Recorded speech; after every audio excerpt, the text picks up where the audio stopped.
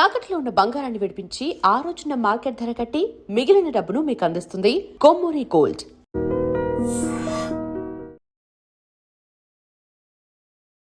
Hi, welcome to I dream. Ramayana glimpse ఈ హనుమాన్ జయంతి సందర్భంగా makers release చేశారు. మొత్తం 2 నిమిషాల 28 సెకండ్లు ఉన్న ఈ గ్లిమ్స్ అంటే ఎప్పటి నుంచో ఈ సినిమా నుంచి ఏదన్నా ఒక ప్రమోషన్ కంటెంట్ వస్తే చూద్దాం అనుకుంటున్న ఆడియన్స్ అందరికీ మంచి కిక్ ఇచ్చింది. సో ఈ నేపథ్యంలో ఈ గ్లిమ్స్ ఎలా ఉంది, ఈ రామాయణ గ్లిమ్స్ విశేషాలు, అలాగే ఈ చిత్ర యూనిట్ ఎలాంటి ఒక పాత్రలో వెళ్తున్నారు ఈ మూవీ విషయంలో, ఇలాంటి అన్ని విషయాలు తెలియజేయడానికి నాతో పాటు సీనియర్ జర్నలిస్ట్ భరద్వాజ్ గారు ఉన్నారు. ఆయన అడిగి ఈ గ్లిమ్స్ విశేషాలు తెలుసుకుందాం. హాయ్ సార్, నమస్తే. నమస్తే అండి. సార్, ఎందుకంటే ఇప్పుడు జస్ట్ ఒక కామెడీగా చెప్పుకోవాలంటే ఇంట్లోనే ఇంత చెప్పాల్సి వచ్చింది నేను. అంటే తనివి తీరట్లేదు ఆ షార్ట్స్ చూసిన తర్వాత. కానీ ఒక సామెత ఉంటుంది కదా సార్, రామాయణం ఎన్నిసార్లు విన్నా ఆ కావ్యం అంతే ఆనందంగా ఉంటుంది హృదయానికి అని చెప్పేసి. అవును. సో ఇప్పుడు చూస్తున్నా సరే ఎంతోమంది సీనియర్ ఎన్టీఆర్ గారి దగ్గర నుంచి రాముడుగా చూసాము, అంజలిదేవి గారిని సీతగా చూసాము, తర్వాత చాలామంది సోహన్ బాబు గారు, ఇట్లా చాలామంది రాముడిగా కనిపించారు. మొన్న ప్రభాస్ కూడా. అయినా మళ్ళీ కొత్తగా ఉంది, మళ్ళీ ఆనందంగా ఉంది అంటే ఒక రకంగా తృప్తినిచ్చినటువంటి గ్లిమ్సే ఇది. సార్.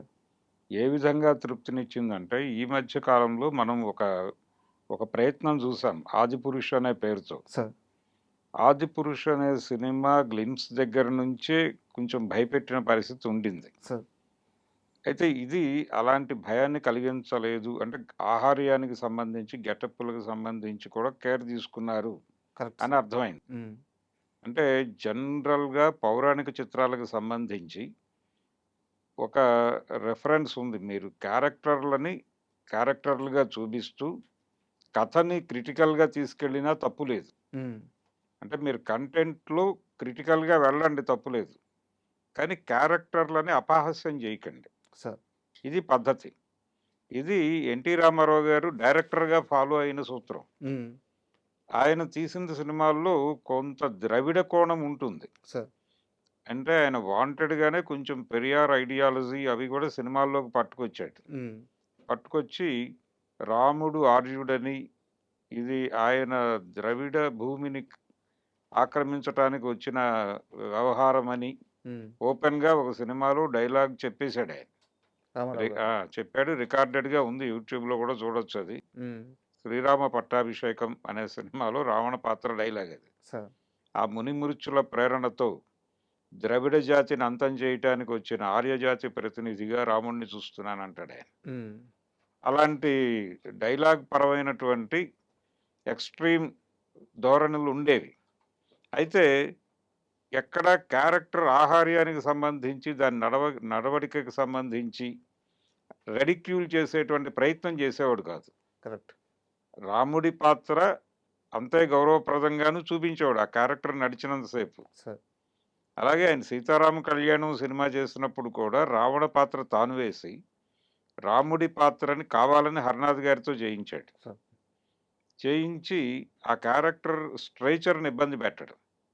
కాకపోతే తనకున్న విమర్శని మాట్లాడతాడు. ఉమ్, అది వేరే గొడవ. అందుకని 'ఆదిపురుష్' అనే సినిమా ఏం చేసిందంటే రెడిక్యూల్ చేసింది. క్యారెక్టర్స్ క్యారెక్టర్స్‌ని అపహాస్యం చేశారు. సార్ రావణ పాత్ర ఒక సీన్‌లో ఒక వెల్డింగ్ దీనిలో నుంచి మనకి మంటలొస్తాయి కదా ఇలాగా.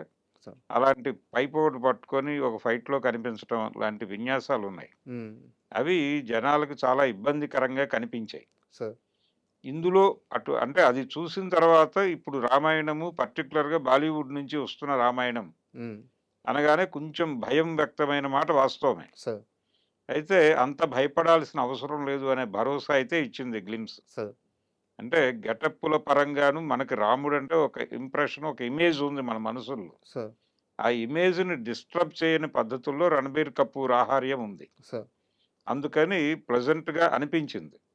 అలాగే వీళ్ళు ప్రపంచ స్థాయి విజువల్ ఎఫెక్ట్స్ సంస్థని పట్టుకొచ్చి దాంతో పని చేయించారు. సార్ పని జరుగుతోంది ఇంకా.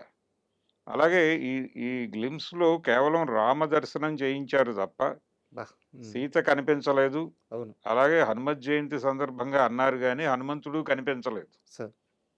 అలాగే రావణ పాత్రను కూడా వెనక నుంచి బ్యాక్ అలా షాట్ చూపించారు. చూపించారు గానీ ఫ్రంట్ పోర్షన్ రివీల్ చేయలేదు. అవును కాబట్టి కేవలం రామ దర్శనమే అయింది. సార్ అయితే ఈ రామదర్శనం విజువల్ ఎఫెక్ట్స్ ఇది మనం ఎలా చూసినప్పటికీ ఆయన రాముడు గెటప్ వేశాడు 'రణబీర్ కపూర్' అనేటువంటి అభిప్రాయం అయితే కలిగింది గానీ, దానిలో ఇంకొంచెం డెప్త్ అనిపించలేదు. సార్. రావాల్సినటువంటి డెప్త్ దీనికున్నటువంటి నిడివి రీత్యా కూడా అనిపించి ఉండకపోవచ్చు అనుకుంటున్నాను నేను. హ్మ్. హ్మ్. హ్మ్. ఈ గ్లిమ్స్‌కున్నటువంటి పరిధి రీత్యా.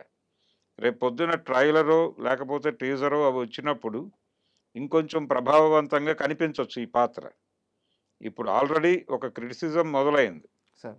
అదేంటంటే 'రణబీర్ కపూర్' రాముడు గెటప్ వేస్తే ఎలా ఉంటాడో ప్రపంచానికి పరిచయం చేసినట్టుందిది. హ్మ్.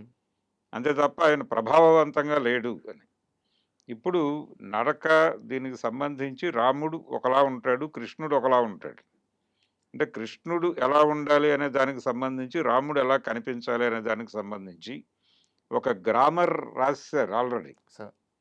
ఆ గ్రామర్ పరిధిలో నుంచి చూస్తున్నారు దీన్ని. హ్మ్.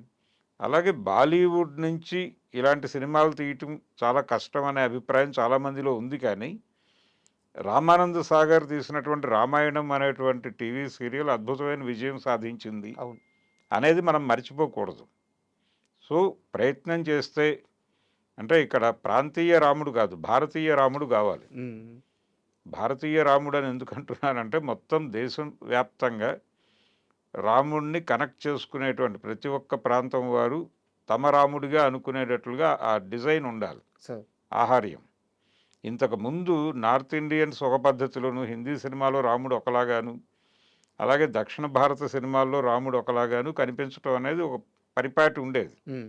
ఇప్పుడు అలా కుదరదు. కుదరదు. మొత్తం మార్కెట్ ఒకటే అయిపోయింది. అవును.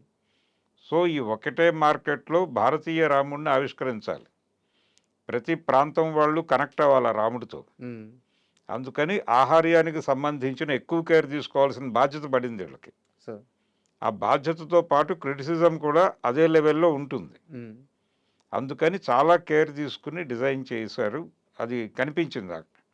అంటే వాళ్ళు ఎక్కడా కూడా డీవియేట్ అవ్వటమో, లేకపోతే క్యారెక్టర్‌ని రెడిక్యూల్ చేయటమో అలాంటి ఛాయల్లోకి అదైతే లేదు. వెళ్ళలేదు. కరెక్ట్. సీరియస్‌గా ఉన్నారు. ఆ సీరియస్‌నెస్ కనిపించింది గ్లిమ్స్‌లో. హ్మ్. కాబట్టి ఇది టీజర్ వచ్చేసరికి అభిప్రాయాలు మారొచ్చు. సార్. రేపు ట్రైలర్ వచ్చాక ఇంకా మారొచ్చు. మిగిలిన అవును. క్యారెక్టర్లు కనిపించిన తర్వాత ఒపీనియన్స్ చేంజ్ అవ్వచ్చు. అవును. ప్రస్తుతానికైతే అది ఇబ్బంది పెట్టని గ్లిమ్స్‌గా అయితే మిగిలింది. సార్. అంటే హనుమత్ జయంతి సందర్భంగా గ్లిమ్స్ రిలీజ్ చేస్తూ రామాయణం పట్ల వేరే అభిప్రాయాలు కలిగే పద్ధతిలో అయితే లేదిది. కరెక్ట్. ఆ మేరకు హ్యాపీగా జనాల్ని ఇబ్బంది పెట్టని ఒక గ్లిమ్స్ ఇచ్చినందుకు గాను నితీష్ తివారీని అభినందించాలి ముందు. సార్. రేపు సినిమా ఎలా ఉండబోతోంది అనేది వేరే గొడవ. దాని మీద ఎలాగో అప్పుడు సమీక్షకులు ఆ సినిమాని చీల్చి చెండాడతారు ఎలాగూ. హ్మ్.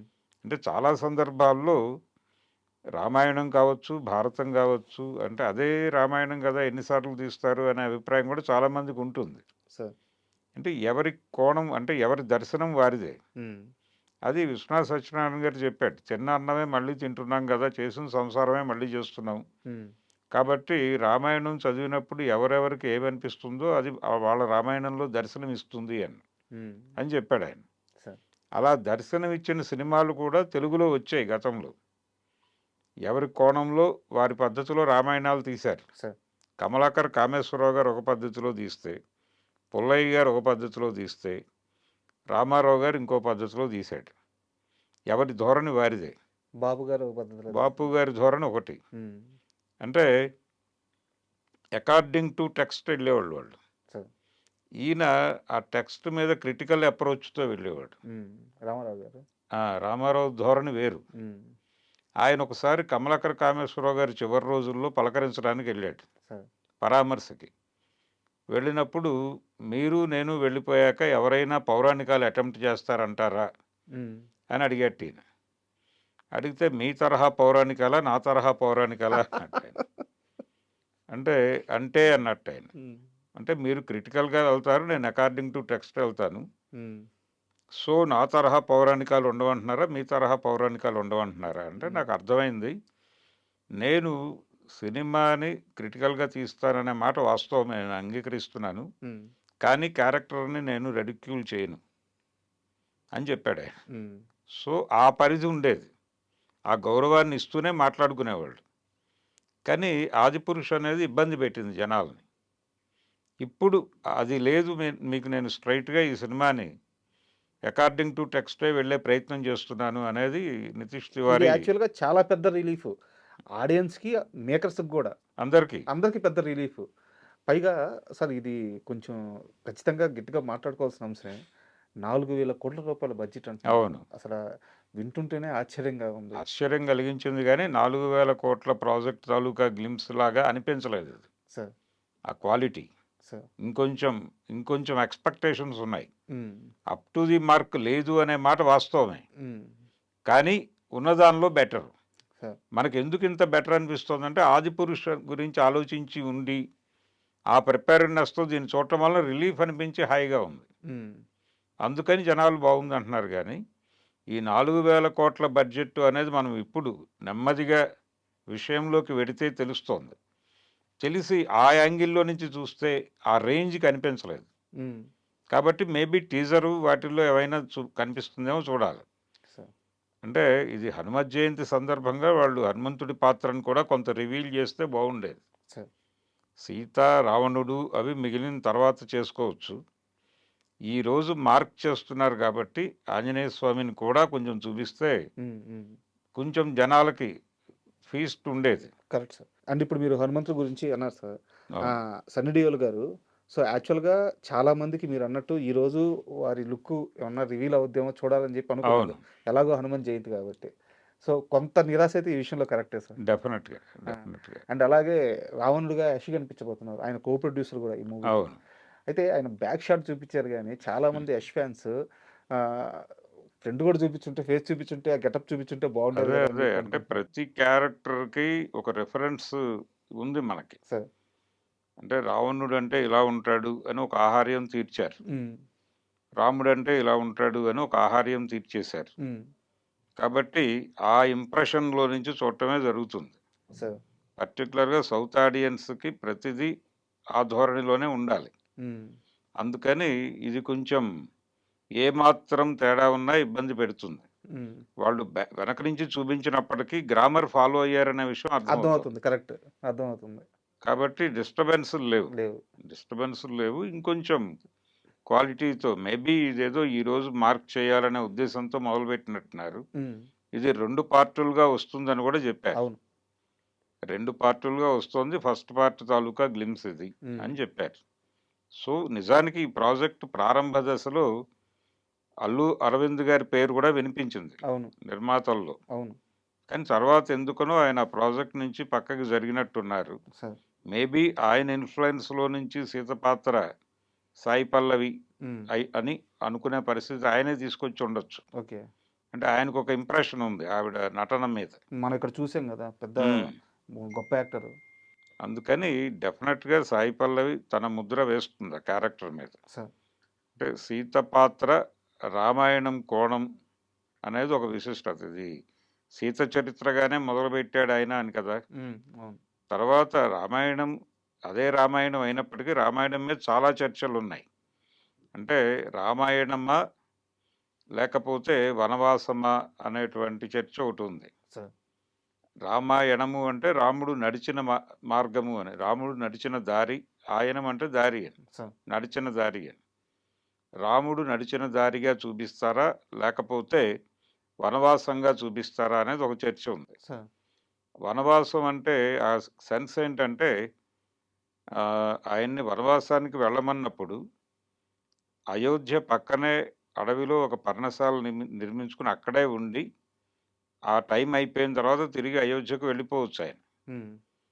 కానీ అలా లేడాయన.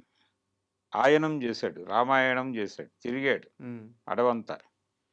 ఈ తిరగటంలో యుద్ధాలు చేశాడు. సార్. ఇదంతా ఒక ప్రయోజనం ఆశించి చేసినటువంటి కార్యక్రమం. లోక కళ్యాణం. లోక కళ్యాణం అనండి, లేకపోతే అయోధ్య కళ్యాణం అనండి. హ్మ్. ఆయన తాను తిరిగిన ప్రాంతాల్లో యుద్ధాలు చేశాడు. పర్టిక్యులర్‌గా అన్నల వేధింపులకు గురవుతున్నటువంటి తమ్ముళ్ళని తనకి మద్దతుగా తీసుకుని, హ్మ్. వాళ్ళకి తాను సహాయపడుతూ, వాళ్ళ అన్నల మీద తాను యుద్ధం చేసి, హ్మ్. ఈ తమ్ముళ్ళని తన తమ్ముళ్ళుగా మార్చుకున్నటువంటి ఒక పరిస్థితి. సార్. అది సుగ్రీవుడు కావచ్చు, విభీషణుడు కావచ్చు. అవును. వాళ్ళని అక్కడ సామంత రాజులుగా పెట్టి ఆయన వచ్చి పట్టాభిషేకం చేసుకున్నాడు. ఉమ్, సో ఇది ఒక స్కీమ్ ప్రకారం జరిగింది అనే ఒక ఆర్గ్యుమెంట్ కూడా ఉంది దక్షిణ భారతంలోనే. ఉమ్, దీన్ని తన సినిమాల్లో ఓపెన్గానే చెప్పే ప్రయత్నం ఎన్టీఆర్ చేశాడు. ఉమ్, అదొక ధోరణి. జనాలు దాన్ని చూసి మెచ్చుకున్నారు, దానికి కూడా ఓటేశారు. ఉమ్, అలాగే ఆయన మహాభారత కథలో కులం గురించి చాలా ఎక్కువగా విస్తారంగా చర్చించినప్పటికీ దానవేరు సూరకర్ణని చూశారు జనాలు. సార్. అయితే పాత్ర ఔచిత్యము, ఆ పాత్రకు ఉండేటువంటి స్కోపు, దాని ఆధారంగా కొంత ఫ్రీ హ్యాండ్ తీసుకుని చెలరేగిన సందర్భాల్లో కూడా వాళ్ళ మీద సీరియస్ అటాక్స్ ఏమి జరగలేదు ఆ రోజుల్లో. కాబట్టి ఉమ్, ఈరోజు పరిస్థితి అలా లేదు. చాలా ఈరోజు sensitive గా పరిస్థితి ఉంది. అలా లేదు.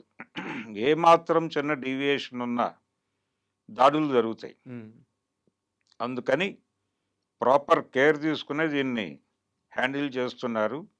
అలాగే రామాయణాన్ని ఎన్హాన్స్ చేసే పద్ధతిలో ఈ జనరేషన్కి కనెక్ట్ చేయడం కోసం కామిక్స్, లేకపోతే వీళ్ళు ఏది చూస్తున్నారు పిల్లలు, ఈ జనరేషన్ యూత్ ఎక్కడున్నారు అనేది చూసి ఆ తరహాలో కామిక్స్, వాళ్ళు చూస్తున్నటువంటి ఇతర విజువల్ కంటెంట్, ఆ ధోరణిలో నేను డిజైన్ చేస్తున్నాను అని చెప్పి ఓం రౌత్ దెబ్బేశాడు అప్పుడు. ఉమ్, సో ఇప్పుడు అలాంటి ప్రయత్నం కూడా కనిపించలేదు మనకి. అవును. కాబట్టి కొంత రిలాక్స్డ్గానే ఉంది, ఆ మేరకు success. And thank you sir. ఎందుకంటే చాలామంది ఈ సినిమా కోసం, ఈ సినిమా అనౌన్స్మెంట్ అయినప్పటి నుంచి కూడా ఏదన్నా ప్రమోషనల్ కంటెంట్ వస్తుందేమో చూద్దాం ఎలా ఉండబోతుందని చెప్పి ఎంతోమంది వెయిట్ చేస్తూ ఉన్నారు. ఈరోజు వాళ్ళందరికీ మీరు అన్నట్టు ఒక చిన్న ఎగ్జాంపుల్ మాత్రమే రిలాక్సేషన్. ఈ గ్లిమ్స్. సో ఫ్యూచర్లో మంచి ఇంకా పెద్ద ప్రమోషన్ కంటెంట్ రాబోతుంది. సో ఒకవేళ ఈ సినిమా ఇండియన్ ఈ కమర్షియల్ క్యాలిక్యులేషన్స్ ఏదైతే ఉన్నాయో వీటన్నిటికీ కొత్త అర్థం చెప్పే ఛాన్స్ కూడా ఉండొచ్చు. సో అవును. Thank you very much. Thank you.